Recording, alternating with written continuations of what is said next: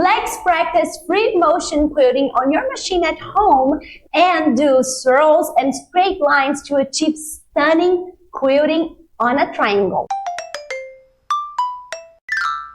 Hi Quilter, I'm Natasha. I'm Aline. And this is Orbital Quilting. We've been teaching quilting since 2014 and already helped thousands of quilters create wow effect quilting with fun, fresh and smart free motion quilting. And this video here right now is a bit of a proof for you to understand some of that.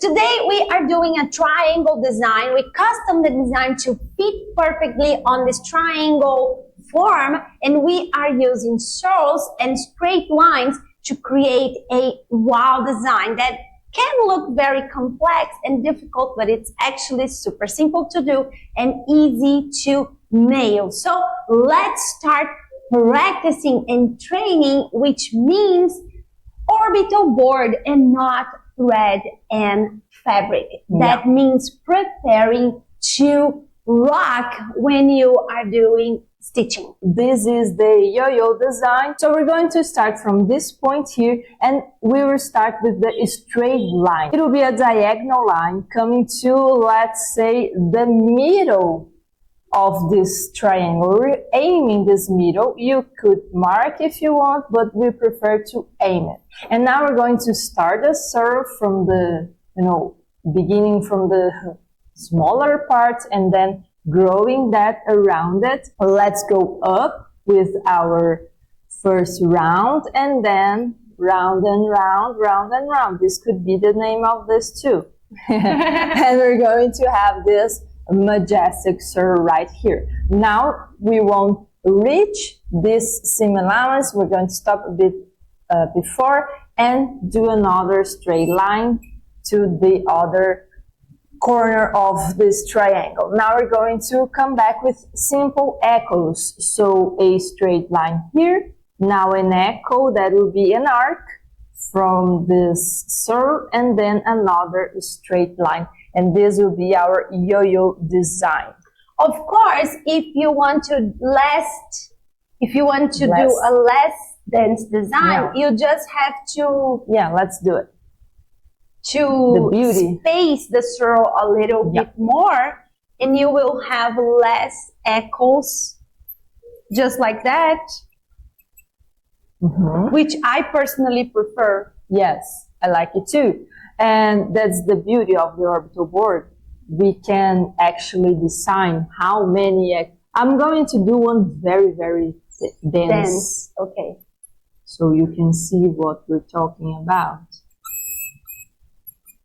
So you can realize that this will be different. It's the same design ultimately, but this will bring you a different aesthetic to your quilt in general. And it's also important for you to know where you're more comfortable doing it.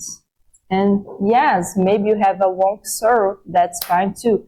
The important thing here is for you to practice a lot. And understand. Yes. Say it.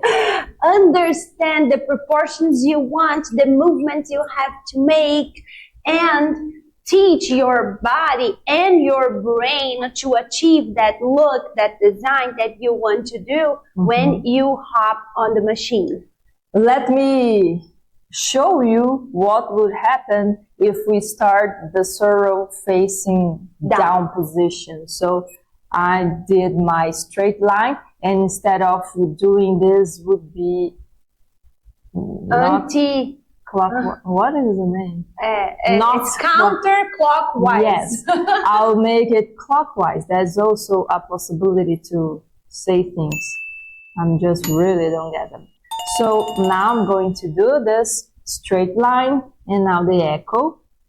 And you can realize that because let's say this part is the open with, quotes. This is the open part of the swirl. It kind of looks a bit different. What will be important for you to understand is if you have a quilt like this on which we're going to mirror, we're going to repeat this design a few times. It's important to have consistency in which clockwise or counterclockwise you're going to make the swirl, so they look the same all over your repetition. This is ultimately the only thing you truly have to pay attention to, so it will look the same. Every yo-yo will look the same. And of course, you have to remember that we are giving this orientation because we are detail-driven quilters. We like things to be very symmetrical. We like things to be very, very precise. And we like to do that with free motion quilting. But you always have to remember that if you're quilting a printed BZ fabric, or if you're using matching thread all over your quilt, these slightly differences will not appear as sharply and as clear as when we are doing that on our quilting board. And that is the beauty of practicing and training, because you can see better, you can see with more contrast, you can see with more sharpness the designs and the final look, and you don't have to stress about it. You can understand it and choose if you want to pay attention to that, or if you just go to whatever side, because you have quilting characteristics that will not have that impact on your quilting at the end. And this is what I love about free motion quilting. Well, this is what I love about orbital quilting architecture, because all you're saying, reminds me of that. Yes. You have to know when, if, and when, and where, and how you will pay more or less attention to these details. Not because if you pay less attention, they will be ugly or they won't be, frustrating. Or as neat as possible, as beautiful as possible. No, you can balance that and have it all. That's the truth of life. You can have it all. And, they want you to think otherwise, but, that's not true. You can actually have it all.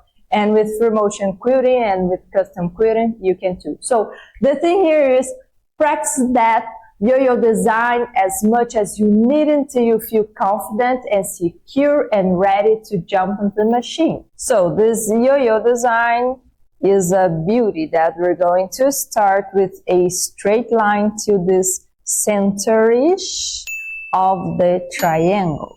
So let's do it.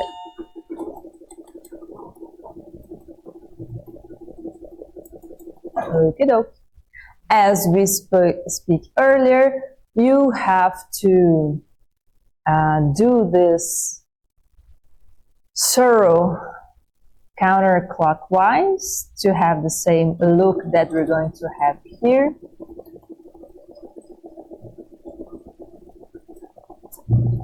I'm going to do one more round here because I want to be closer to this seam allowance down here.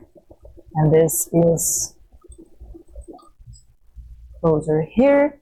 It has more rounds than Aline said she would like to. And now it's time to return with the echo. So the straight echo. Now the arc. And now the straight echo again. Remember that we have a playlist in the link below with all the designs we use here in this marvelous pillowcase. And there's also a free workshop for you to understand how we do continuous free motion quilting, and you can grab the link in the description.